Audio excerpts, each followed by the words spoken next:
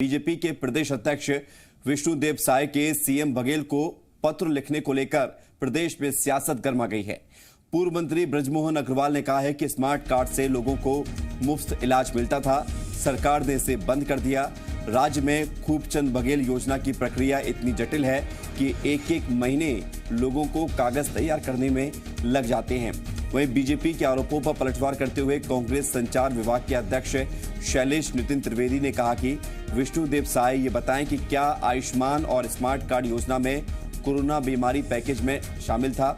साय एक पत्र प्रधानमंत्री को भी लिख दें ताकि आयुष्मान योजना में कोरोना को नोटिफाई किया जा सके और इसका लाभ लोगों को मिल पाए।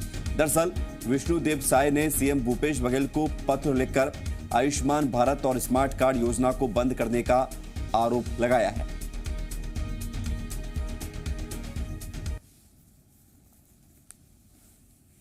सरकार जो है वो कि आयुष्मान कार्ड से कैसे उपयोग होगा, कैसे पेमेंट होगा, राज्य सरकार को अपना शेयर देना है। जो छत्तीसगढ़ सरकार ने सभी लोगों का 50,000 रुपए तक के कार्ड बनाए थे उसमें पेमेंट होगा।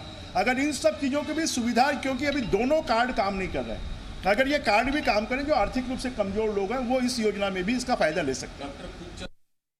विष्णुदेव साय जी और भाजपा जनता की आंखों में धूल झोंकने का काम कर रहे हैं। वास्तव में सच्चाई तो यह है कि किसी को नहीं मालूम था कि कोरोना जैसी महामारी आएगी। इसका कोई प्रावधान उन योजनाओं में नहीं था। विष्णुदेव साय के द्वारा इस मामले में किए जा रहे सारे दावे पूरी तरीके से गलत और अर्थहीन हैं। पूर्व मुख्यमंत्री रमन सिंह ने सीएम भूपेश बघेल पर ट्वीट कर हमला बोला और कहा कि सीएम भूपेश बघेल अपनी बातों से इतनी बार पलटे हैं कि अब प्रदेश की जनता उन्हें मिस्टर यू टर्न कहने लगी है। रमन सिंह ने कहा कि कथनी और करनी में अंतर का बड़ा उदाहरण छत्तीसगढ़ के मुख्यमंत्री भूपेश बघेल बन गए हैं। उन्होंने कहा कि उम्मीद है कि राहुल गांधी अपने सीएम को पथभ्रष्ट होने से बचा लेंगे। सोमवार को हुए अभ्यर्थियों के प्रदर्शन पर पुलिस ने बलवा का मामला दर्ज किया है। पुलिस प्रदर्शनकारियों के खिलाफ कई धाराओं में केस दर्ज किया है और सोमवार को शिक्षक भर्ती प्रक्रिया आगे बढ़ाने के खिलाफ हुए इस प्रदर्शन में जमकर हंगामा हुआ था, ये प्रदेश ने देखा है। वहीं प्रदर्शनकारी सीएम हाउस के घेराव की कोशिश भी कर रहे थे। इसी दौरान इस अभ्यर्थी पुलिसकर्मियों से भिड़ गए। एक तरफ सीएम ने एक हफ्ते में शिक्षा विभाग से रिपोर्ट मांगी है, तो वहीं दूसरी तरफ पुलिस की कार्रवाई से अभ्यर्थियों में गुस्से का माहौल है।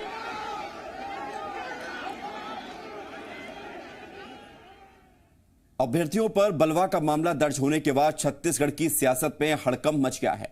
बीजेपी ने सरकार पर युवाओं की पीठ में छुरा घोंपने का आरोप लगाया है। बीजेपी प्रवक्ता अमित चिमनानी ने कहा है कि एक तरफ सरकार अभ्यर्थियों को मनाने के लिए विधायकों को बेचती है और सीएम रिपोर्ट मंगाते हैं, तो वहीं दूसरी तरफ उन पर एफआईआर की जाती है। तो कांग्रेस ने पल्ला झाड़ते हुए प्रशासन की कार्रवाई से बताया है और कांग्रेस प्रवक्ता सुशील आनंद शुक्ला ने कहा है कि इससे भर्ती प्रक्रिया पर कोई असर नहीं पड़ेगा। मुख्यमंत्री जी ने कमेटी का गठन किया, एक हफ्ते का समय दिया कि बताइए इनकी नियुक्ति क्यों रुकी है। हैरानी जताई इस बात पर। 3 विधायक भेजे इनसे बात करने के लिए, सभी ने इन्हें आश्वासन दिया। आर्थिक संकट से जूझ रहे, अपनी जान को दांव पर लगाकर प्रदर्शन कर रहे लोगों के खिलाफ ही एफआईआर करके एक निंदनीय अपराध इस सरकार ने किया है। ये राहुल गांधी ने वादा और दावा किया था कि इन्हें नौकरी दी जाएगी, लेकिन उनके बदले इन्हें मिला है एफआईआर और बलवा। राजधानी में एक लंबे समय से व्यवस्था बनी हुई है। कुछ इलाकों को प्रतिबंधात्मक क्षेत्र बनाया गया है, वहाँ पे धारा 144 लगी हुई है और किसी भी प्रतिबंधात्मक क्षेत्र में किसी भी प्रकार का आंदोलन होने पे उसमें कार्रवाई की जाती है। हम भी जब विपक्ष में थे तो यदि हमने मुख्यमंत्री निवास का घेराव किया है या प्रतिबंधात्मक क्षेत्रों में धरने प्रदर्शन किए हैं तो हमारे खिलाफ भी धारा 144 के उल्लंघन की कार्रवाइयाँ हुई हैं। ये सामान्य प्रशासनिक व्यवस्था है और कानून का पालन कराने के लिए प्रशासन इस पर कार्रवाई करता है। कोई भी व्यक्ति हो, कोई भी दल हो, कोई भी संगठन हो, यदि व्यवस्थाओं का उल्लंघन करेंगे तो कानून अपना काम करेगा। मुख्यमंत्री भूपेश बघेल की अध्यक्षता में सीएम हाउस दफ्तर में कैंपा शासी निकाय की पहली बैठक हुई। सीएम बघेल ने बैठक में कैंपा मत से कराए गए कार्यों की विस्तृत समीक्षा की। बैठक में सीएम ने हरे चारे की विक्रय दर निर्धारित करने के निर्देश दिए।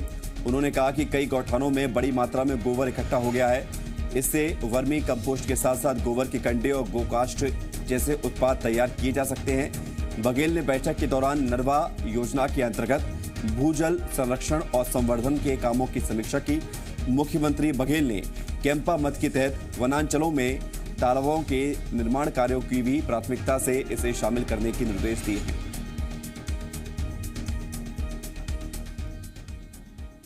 और बात कोरोना की। छत्तीसगढ़ में कोरोना के केस हर रोज नए रिकॉर्ड बना रहे हैं। सबसे ज्यादा मामले रायपुर में सामने आ रहे हैं, जिसके चलते रायपुर कलेक्टर ने जिले के सभी स्वास्थ्य अधिकारी और कर्मचारियों के अवकाश पर प्रतिबंध लगा दिया है। कलेक्टर एस भारती दासन ने आदेश जारी करते हुए कहा है कि विशेष परिस्थिति में अवकाश दिया जाएगा, लेकिन स्वीकृति का अधिकार कलेक्टर को होगा। ये सब कवायद इसलिए हुई है क्योंकि कर्मचारी अधिकारी फेडरेशन ने कल से सामूहिक अवकाश पर जाने का फैसला किया था।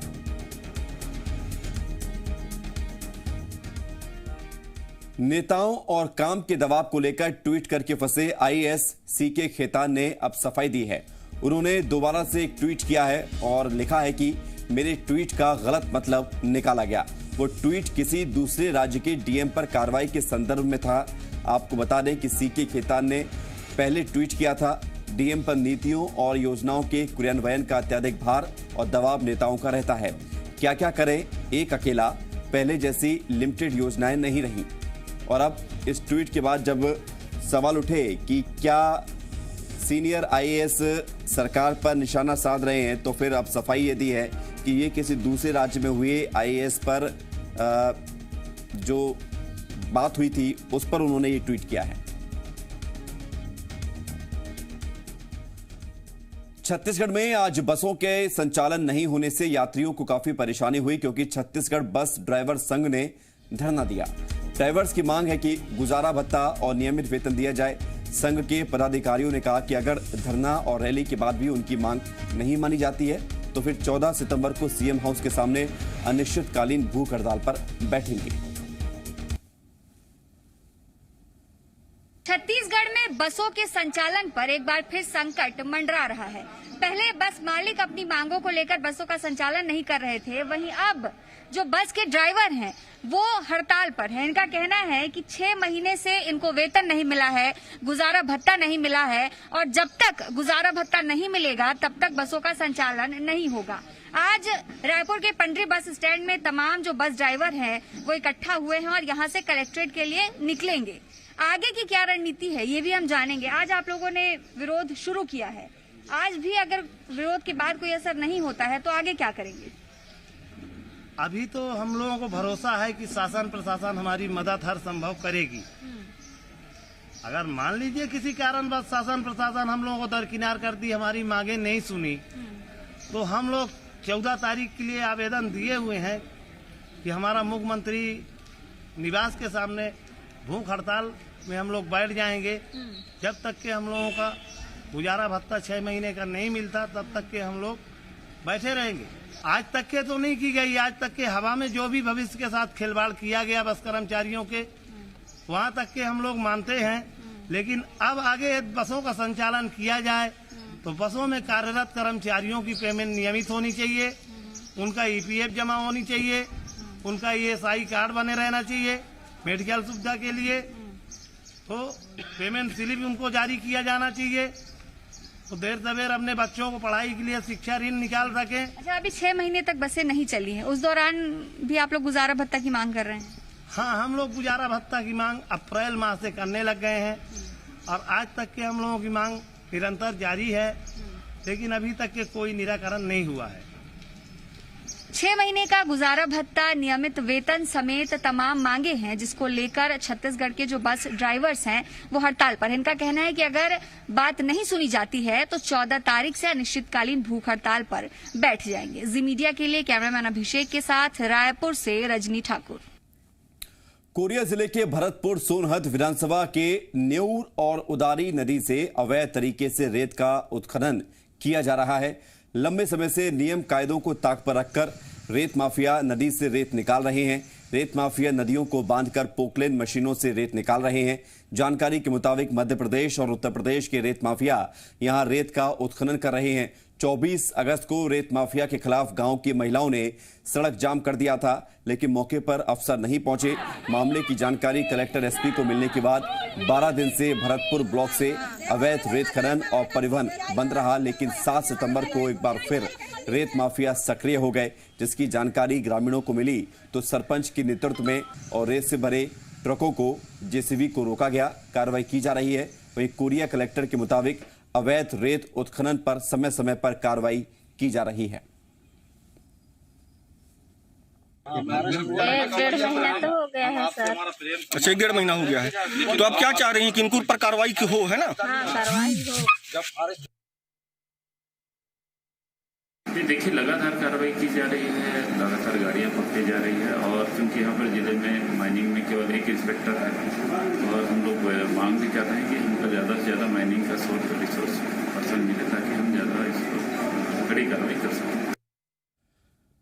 राजनांदगांव के मातृ एवं शिशु अस्पताल में बच्चे की मौत पर परिवार ने अस्पताल प्रबंधन पर लापरवाही का आरोप लगाया है।